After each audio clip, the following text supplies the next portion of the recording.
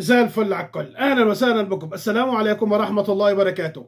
عشاق الكره اليمنيه في كل مكان، اهلا وسهلا بكم. بعد انتهاء مباراه منتخبنا اليمني للناشئين امام قرقستان، الكل صراحه كان سعيد جدا، وردود الافعال من بعض الاعلام، سواء الاعلام الخليجي او بعض الاعلام طبعا اليمني، وايضا موقع قنوات الكاس القطريه اللي صراحه اشادت بالمنتخب اليمني للناشئين، وقال لك منتخب اليماني في صداره المجموعه التاسعه.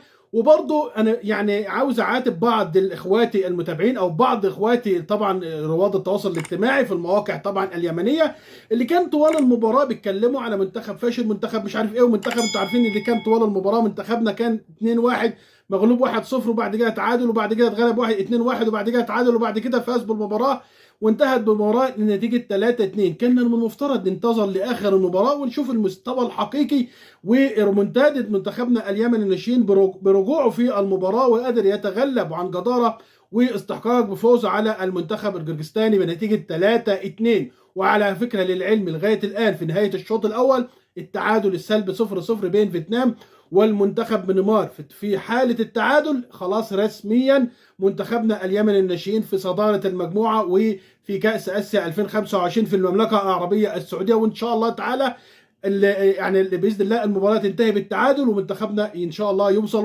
وحتى لو منتخب فيتنام فاز، منتخب على فكره متواضع جدا، شفت له بعض اللقطات في الشوط الاولاني، متواضع جدا، منتخبنا يتغلب عليه بمنتهى سهوله باذن الله. لكن لازم ننزل بكل حماس وجديه زي ما عملنا النهارده.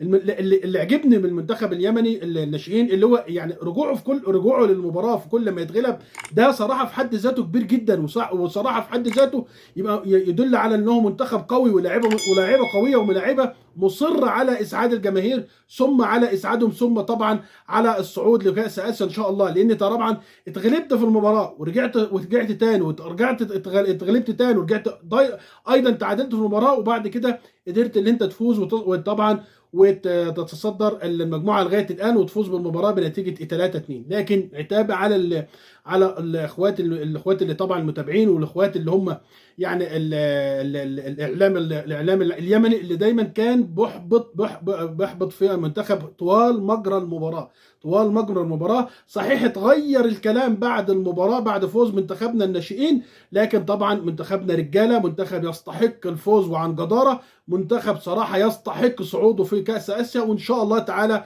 صعوده في كاس العالم 2025 صحيح في برضه في كاس اسيا في المملكه العربيه السعوديه، وايضا كاس العالم في قطر ان شاء الله تعالى. طبعا النهارده برضه كلام مهم من الكابتن علي النونو بعد المباراه، وقال لك صراحه يعني لعبتنا رجاله، لعبتنا كانت مصره على الفوز، لعبتنا بعد ايضا اتكلم وقال لك اما نرجع مره واثنين في المباراه بعد هزيمتنا دي في حد ذاتها كبيره جدا، وطبعا يعني يدل على ذلك اللي احنا عندنا لعيبه على اعلى مستوى. وان شاء الله في المباراه القادمه هنلعب ايضا على الفوز، حتى في حاله اي مباراه سلبيه او اي نتيجه سلبيه في مباراه فيتنام ومباراه ميانمار. وحتى لو احنا صعدنا من هذه المباراه هنلعب المباراه القادمه على الفوز والصداره والعلامه الكامله والتسع نقاط، وان شاء الله متصدرين ودايما متصدرين، وهنكون في كاس اسيا عشان طبعا نسعد الجماهير اليمنيه زي منتخب الشباب ما اسعد الجماهير اليمنيه. منتخبنا الناشئين ايضا ان شاء الله هيسعد الجماهير اليمنيه، فان شاء الله نتمنى لهم كل التوفيق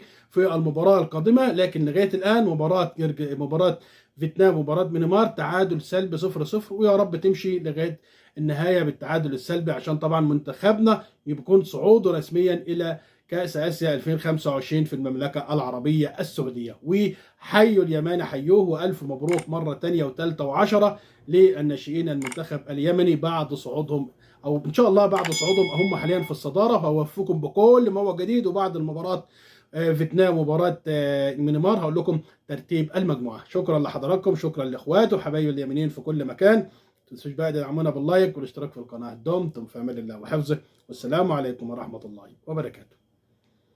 سلام.